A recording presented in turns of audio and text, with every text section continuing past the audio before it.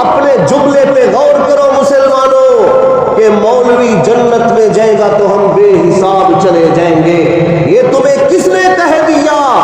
تو سارا دن جھوٹ بولے، وہ سارا دن قرآن پڑھے، تو سارا دن گانے سنے، وہ سارا دن اللہ کا قرآن سنے، تو سارا دن بکواس کرے باہر بیٹھ کر، چوکو چراہوں پہ بد نظری کرے، ماں بہن کی عزت کو تکتا رہتا ہے، تو اس کی آنکھیں قرآن کا دیدار کرتی ہے.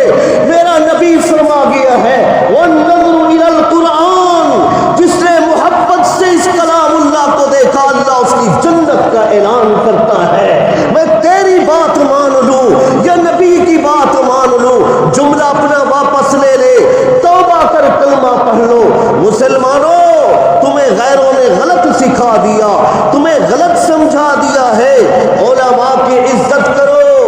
اگر اصحاب کہف کی عزت کرنے کی وجہ سے بلند بن بعورہ کے جسم کے اندر کتے کی روح اللہ ڈال کر کتے کو جنت میں داخل کرے گا، اس لیے کہ کتے نے اللہ والوں کی نگہبانی کی تھی، تو محمد کا امتی ہے. توبہ کر لے، اللہ والوں کے ساتھ جڑ